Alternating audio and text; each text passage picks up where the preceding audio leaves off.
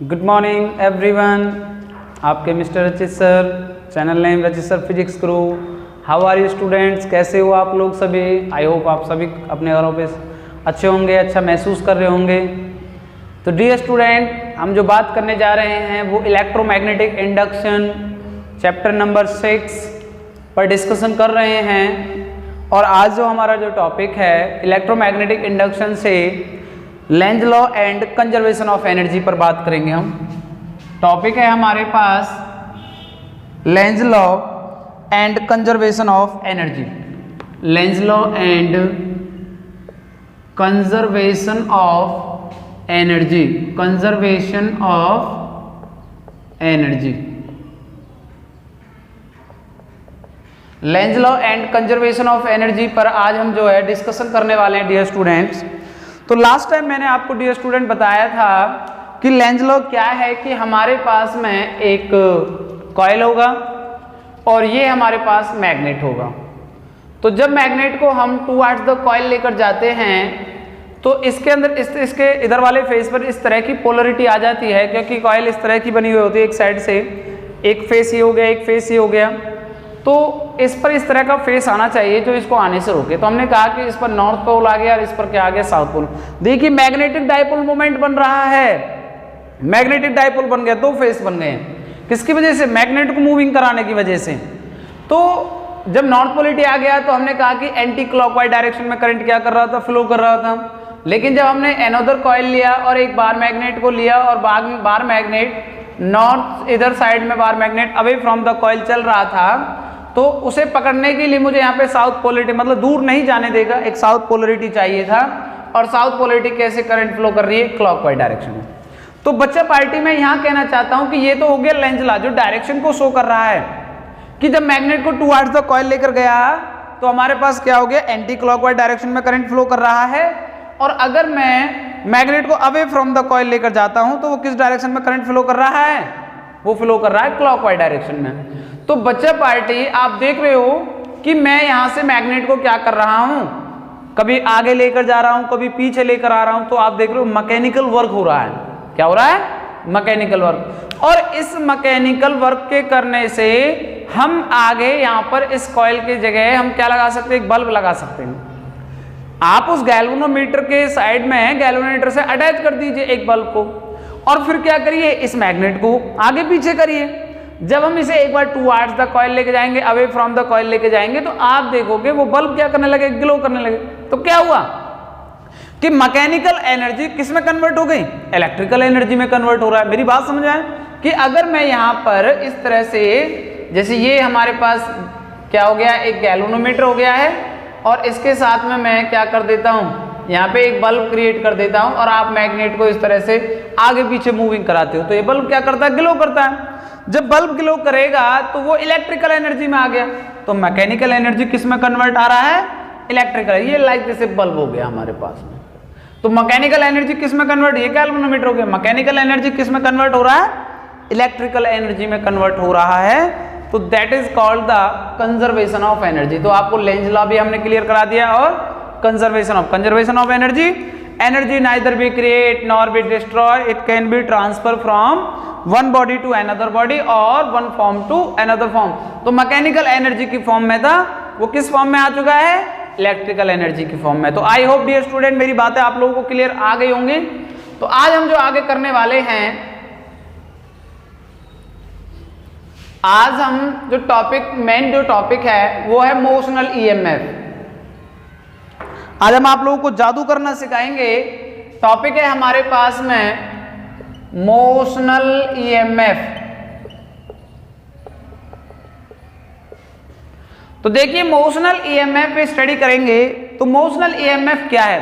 Motional EMF में इस तरह का जादू होगा बच्चा कि यहाँ पे क्या होगा, एक कंडक्टर होगा जिसकी लेंथ L होगी, वो v वेलोसिटी से मूव करेगा, लेकिन जब वो आगे मूव करता जाएगा तो वो एक सेल बन जाएगा। कैसी बात है, कंडक्टर और सेल बन गया। ईएमएफ शो करेगा वो कैसे? तो मैंने यहाँ पर बच्चा पार्टी यहाँ पे मैग्नेटिक फील्ड लाइंस दिखाई हैं। ये मैग्नेटिक फील्ड लाइंस होंगी हमारे पास में।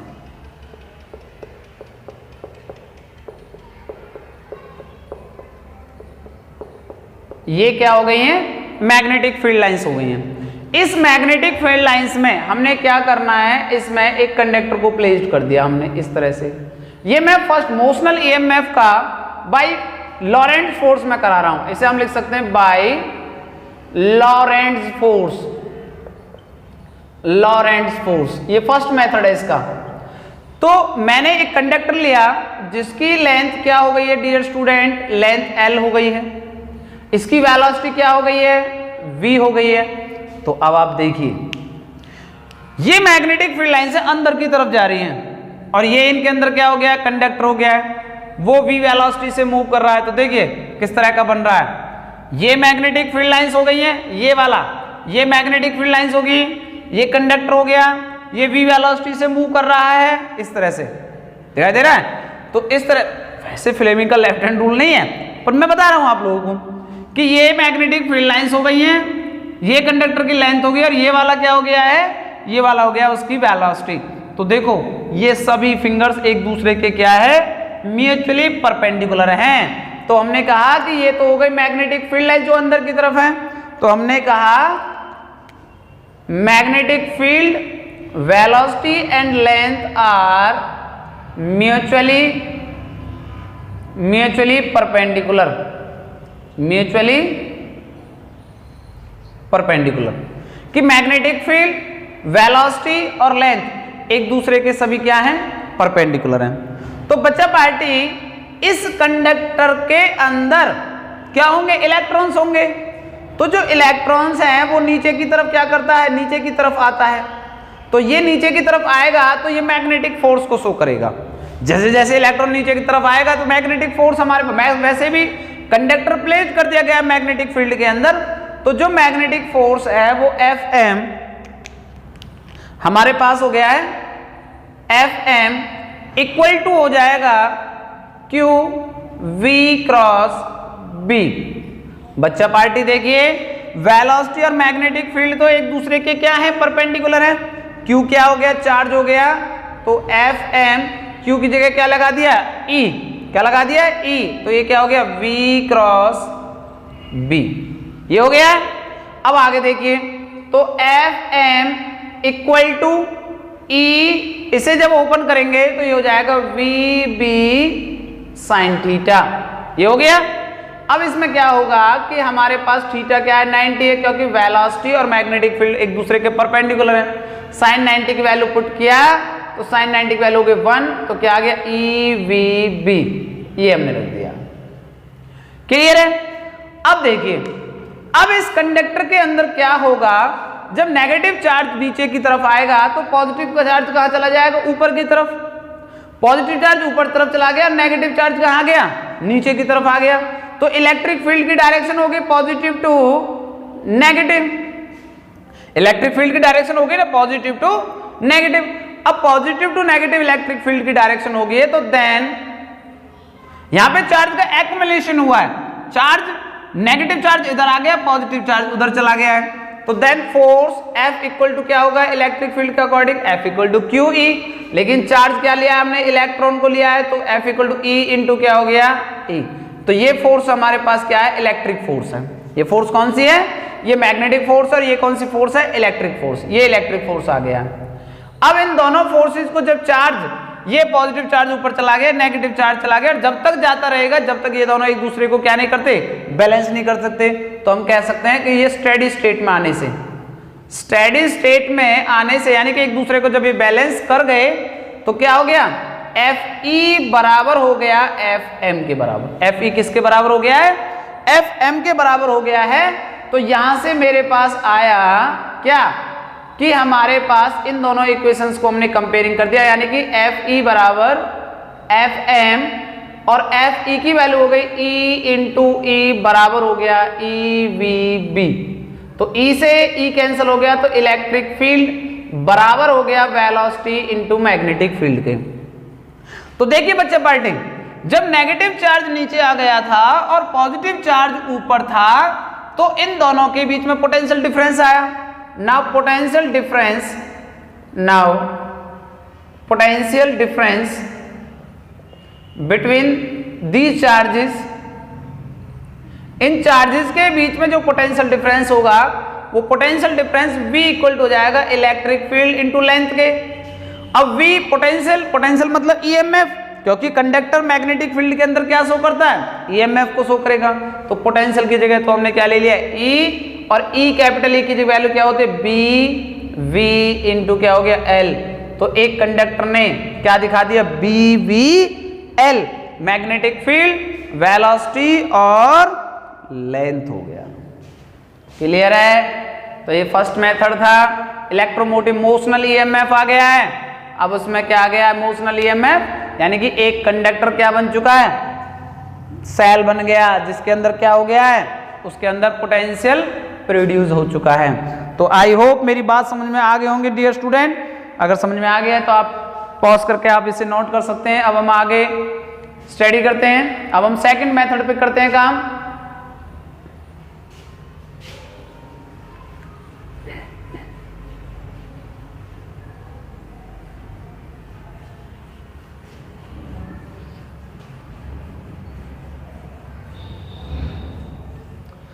नेक्स्ट टॉपिक है हम motional EMF by Faraday law. Motional EMF by Faraday law, ये सेकंड मेथड है हमारे पास में। तो देखिए बच्चा पार्टी, ये हमारे पास क्या हो गई है, मैग्नेटिक फील्ड हो गई है। ये देखिए,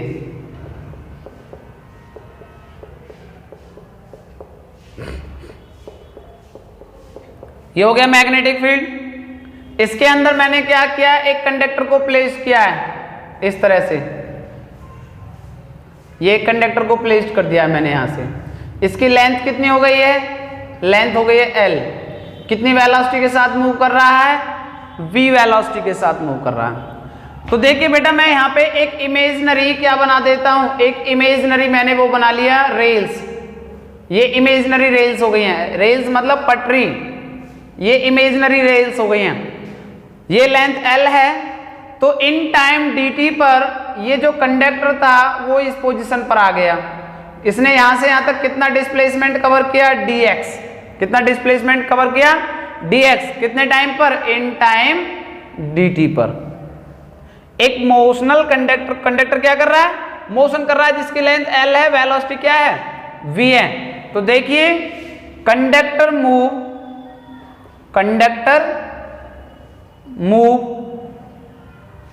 dx in time dt whose length L with velocity v। एक कंडक्टर था, मूव किया उसने कितना, dx, कितने टाइम में, dt टाइम में। तो उसकी जो लेंथ थी वो L थी। कौन सी वेलोसिटी के साथ मूव कर रहा है, v वेलोसिटी के साथ मूव कर रहा है। क्लियर है बच्चा पार्टी। तो उसने कहा एरिया कितना चेंज किया उसने, नाउ चेंज इन एरिया, तो एरिया कितना चेंज हुआ, dA, और एरिया बराबर होता है लेंथ इनटू ब्रेथ। लेंथ हो गई L और ब्रेथ कितनी हो गई है, dx। तो ये हो गया area. Now change in flux,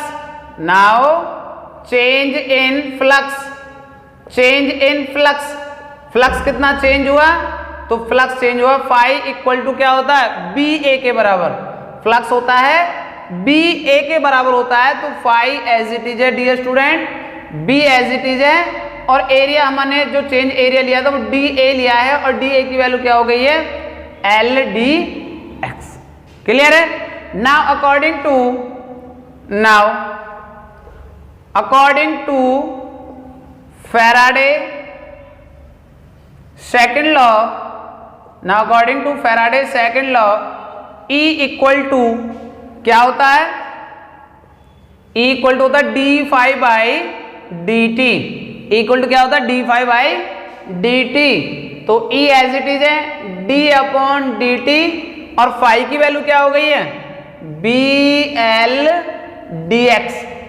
तो E एज इट इज है, इसमें से मैग्नेटिक फील्ड और जो लेंथ है वो बाहर निकालिए क्योंकि कांस्टेंट वैल्यू है। बच के आ गया हमारे पास dx अपॉन में dt, dx अपॉन में dt हो गया है। तो E एज इट इज है BL और डिस्प्लेसमेंट अपॉन टाइम किसके बराबर आ गया डियर स्टूडेंट? वेलोसिटी के। तो फिर दोबारा से क्या आ गया सेकंड मेथड से? E equal to BLV। This is the main and most important topic. तो आई होप मेरी बातें आपको क्लियर हो गई होंगी। अगर किसी तरह की कोई प्रॉब्लम्स है या कोई डाउट्स हैं तो आप कमेंट बॉक्स में जाइए, वहां पे नोट करिए। Okay, thank you so much. तो आपको ये टॉपिक क्लियर हो गया, आप पॉज करिए, पॉज करने के बाद में इसे नोट कर लीजिए, कॉपी बनाइए। अब हम आगे चलते हैं। आगे हम बात करते हैं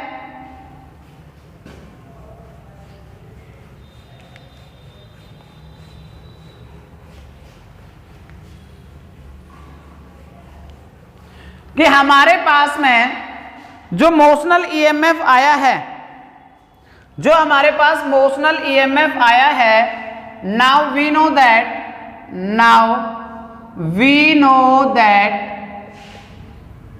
मोशनल ईएमएफ, तो मोशनल ईएमएफ कितना बेटा? E equal to BVL। B क्या है? Magnetic field. V क्या है? वेलोसिटी। L क्या है? लेंथ। क्लियर है? तो देखिए बच्चा पार्टी क्या होगा।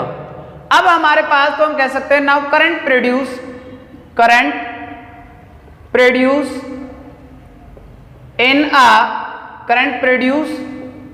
इन अ लूप के अंदर कितना करंट प्रोड्यूस हुआ? तो करंट जो है I से डिनोट किया जाएगा। I इक्वल टू होता है E अपॉन में R। तो I एज इट इज है, E की वैल्यू क्या हो गई? BLV अपॉन में क्या हो गया है? R हो गया। क्लियर है? तो आगे पढ़ते हैं। Force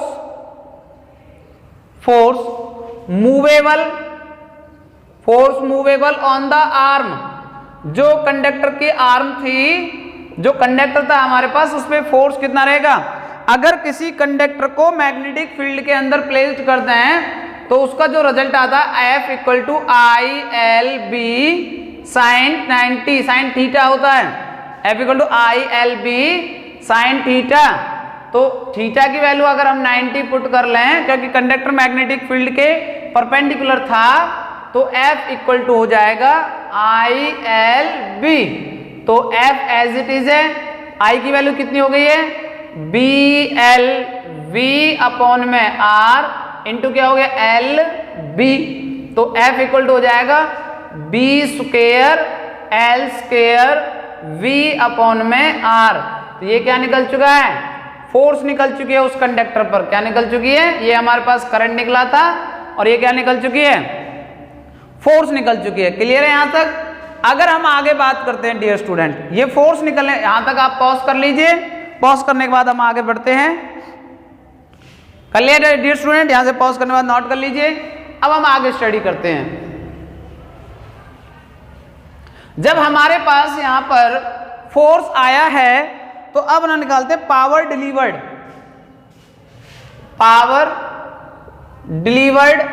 in the loop. Power delivered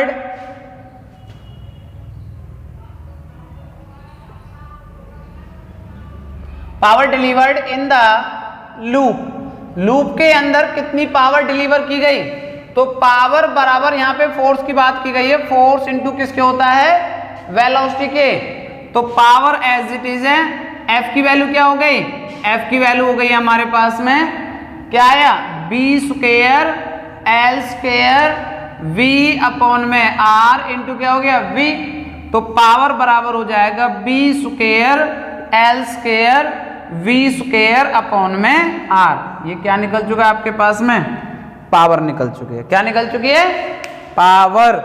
अगर पावर आप इस तरह से निकालना चाहते हो तो power equal to I square R भी लगा सकते हो। पावर इक्वल टू क्या लिख सकते हैं? I square R। कैसे? देखिए, हमारे पास में इलेक्ट्रिक पावर जो होती है वो होता है work upon time. Electric power क्या होता है? वर्क अपॉन में टाइम। तो हम बात करते हैं पावर एक तरीके से, पावर इक्वल टू होता है वर्क अपॉन में टाइम t। तो वर्क इक्वल टू होता है किसके? VIT। किसके होता है? VIT अपॉन में क्या हो गया? t से t कैंसिल हो गया और v की वैल्यू क्या होती है? IR इंटू क्या हो गया? तो पावर इक्वल टू हो जाएगा आई स्क्वायर इंटू में आर। आई की वैल्यू क्या थी आपको पता होगा, आई की वैल्यू थी ई अपॉन आर, यानी कि बी एल वी अपॉन में आर का स्क्वायर इंटू क्या हो गया, आर हो गया है। तो पावर इक्वल टू हो जाएगा B square L square V square upon में आर स्क्वायर इंटू में आर, आर से आर कैंसिल हो गया, तो पावर इक्वल टू हो जाएगा B square L square V square upon में आर। तो देखिए जो कंडक्टर पे पावर लगाई गई वो भी यही थी, और हमारे पास में करंट के थ्रू जो हमारे पास पावर आई है, इलेक्ट्रिक पावर जो आया है उसके अंदर वो भी सेम रिजल्ट आया है। तो आई होप डियर स्टूडेंट ये टॉपिक क्लियर हो गया होगा आपके पास आपका। अब हम आगे स्टडी करते हैं, आप इन चीजों को नोट कर लीजिए। अब हमारा जो नेक्स्ट टॉपिक है, हम नेक्स्ट टॉपिक करने के बजाय अब इस पर न्यूमेरिकल्स राइज करेंगे। क्लियर हो गया है, चलिए रफ कर देते हैं। अब हम पॉज कर लीजिए, नोट करके इसे नोट कर लीजिए।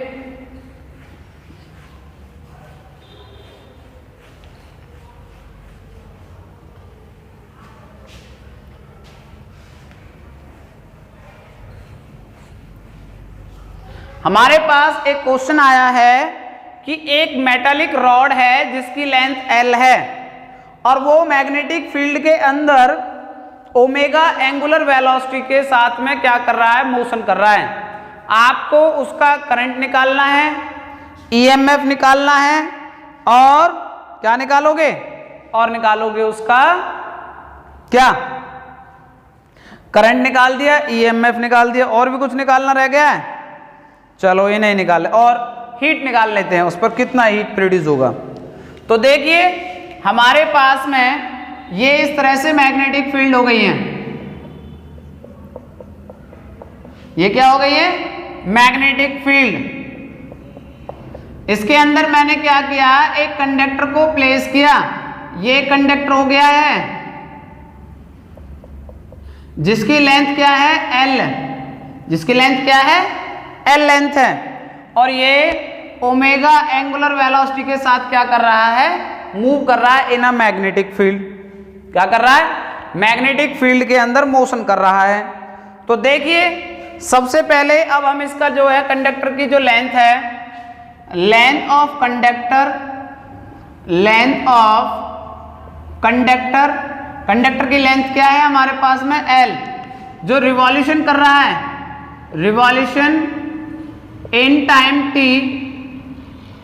रिवॉल्यूशन कर ओमेगा एंगुलर वेलोसिटी के साथ रिवॉल्यूशन कर रहा है इन टाइम t में, वन रिवॉल्यूशन कर रहा है इन टाइम t में, रिवॉल्यूशन कर रहा है वो वन रिवॉल्यूशन जो कर रहा है हमारे पास में। अब हमारे उसकी जो एंगुलर वेलोसिटी है, एंगुलर वेलोसिटी हो गई उसकी ओमेगा, एंगुलर वेलोसिटी क्या हो गई है, ओमेगा। तो आपको क्या फाइंड आउट करना है, ईएमएफ फाइंड आउट करना है, करंट निकालना है, और क्या निकालनी है, हीट एनर्जी निकालना है। क्या निकालना है, हीट एनर्जी। तो हीट एनर्जी कितना डिसिपेट हुआ उसमें, तो देखिए सबसे पहले मोशनल ईएमएफ ने, क्योंकि कंडक्टर मोशन करेगा तो मोशनल ईएमएफ आएगा, और ईएमएफ निकालने के लिए हम क्या लगा देते हैं, d∅/dt लगा देते हैं। तो चलिए d∅/dt लगाते हैं, कैसे, तो सबसे पहले जो मैग्नेटिक फ्लक्स होगा, now magnetic flux, now magnetic flux phi बराबर होता है बी ए के बराबर, किसके बराबर होता है, बी ए के बराबर। तो फाई एज इट इज है, बी मैग्नेटिक फील्ड है, और एरिया, एरिया इसका हो जाएगा पाई आर स्क्वायर, तो हम लिख सकते हैं पाई एल का स्क्वायर। ये हमारे पास मैग्नेटिक फील्ड निकल गया है, सॉरी मैग्नेटिक फ्लक्स। अब मैग्नेटिक फ्लक्स निकलने के बाद में हम ईएमएफ निकालते हैं। ईएमएफ किसका होता है, change of magnetic flux, change of magnetic flux with respect of time. तो E equal to magnetic flux कितना आया है, B pi L square upon में क्या आ गया है, T, B pi L square upon में क्या आ गया है, T। तो E इक्वल टू ये हो गया बी पाई एल स्क्वायर, और 1/T बेटा होता है फ्रीक्वेंसी के, बी पाई एल स्क्वायर और 1/T किसके बराबर हो जाएगा, फ्रीक्वेंसी के।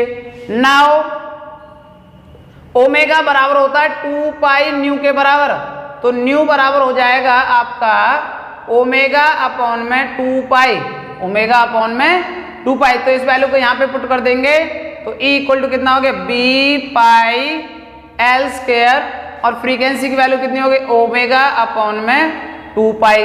पाई से पाई कैंसिल हो गया तो E इक्वल टू क्या दे दिया है 1/2 बी एल स्क्वायर ओमेगा। तो डियर स्टूडेंट ये तो निकल गया है ईएमएफ। अगर आपको करंट निकालना है तो इसमें दिया गया था कि इफ रेजिस्टेंस आर हो तो देखिए करंट बराबर आई इक्वल होता है ई अपॉन में आर।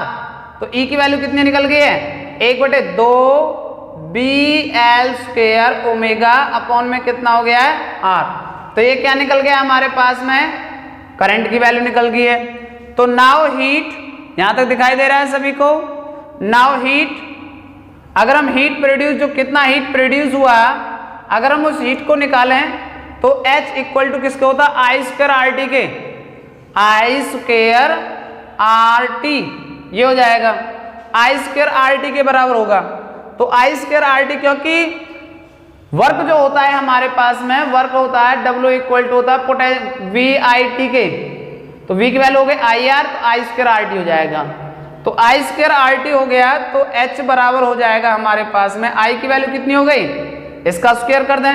जब इसका स्क्वायर करेंगे तो 1/4 बी स्क्वायर एल की पावर 4 ओमेगा स्क्वायर अपॉन में R square into R into T. R से आर कैंसिल हो गया, आर से आर कैंसिल हो गया है, तो हीट बराबर यहाँ पे जो रिजल्ट आएगा हीट बराबर आ जाएगा 1/4 कितना आ गया है हीट इक्वल टू हो जाएगा। हम कहाँ पे रिजल्ट लिखते हैं, यहाँ पे दिखाई दे रहा नहीं दिखाई दे रहा, तो यहाँ पे लिख देते हैं हीट बराबर H इक्वल टू कितना है 1/4 बी स्क्वायर एल की power 4 omega square into T upon में क्या आ चुका है आर। तो ये क्या निकल चुके हैं हमारे पास में, हमने हीट भी निकाल दिया, उसमें क्या निकाल दिया है हीट भी कैलकुलेट कर चुके हैं। H equal to 1/4 B square L की power 4 omega square into T upon में आर हो गया है। तो आई होप डियर स्टूडेंट आपको मेरी बातें समझ में आ गई होंगी, टॉपिक क्लियर हो चुका है। अगर आप लोग किसी तरह कोई प्रॉब्लम्स हैं तो आप उसे नोट कर सकते हैं, कमेंट बॉक्स में जाके पूछ सकते हैं। किसी भी तरह की कोई समस्या आ रही है तो डियर स्टूडेंट आज हमारे जो टॉपिक थे वो conservation of energy, motional EMF के 2 मेथड हो गए, उसके बाद हमने उन पे फोर्स पावर वगैरह कैलकुलेट कर लिया और उसके यहाँ पर हमने एक न्यूमेरिकल्स वेराइज कर लिया है। तो डियर स्टूडेंट जब तक आप लोग अपने घर पे प्रैक्टिस नहीं करोगे न्यूमेरिकल्स की तब तक कुछ भी नहीं होना है। आप प्रैक्टिस करते रहिए, चाहे वो सॉल्व हैं चाहे वो अनसॉल्व हैं, जितने ज़्यादा प्रैक्टिस में रहोगे उतने ही बेटर परफॉर्मेंस होती चली जाएगी। तो आप लोग अगर किसी तरह की कोई वीडियो या कोई लेक्चर आपको समझ में नहीं आ रहा है आप कमेंट बॉक्स में जाइए, कमेंट करिए। आप मेरे पर्सनल नंबर 9671738670 पर भी कांटेक्ट कर सकते हैं, बात कर सकते हैं, मेरे पास व्हाट्सअप से मैसेज डाल सकते हैं, सर हमें ये टॉपिक क्लियर करना है, अभी तक हमारा ये टॉपिक क्लियर नहीं हुआ है क्लासेस में, तो मैसेज डालिए। Okay, thank you so much, bye bye. और चैनल को लाइक करना और सब्सक्राइब करना ना भूलें। Rachit sir physics Guru. Okay, thank you so much.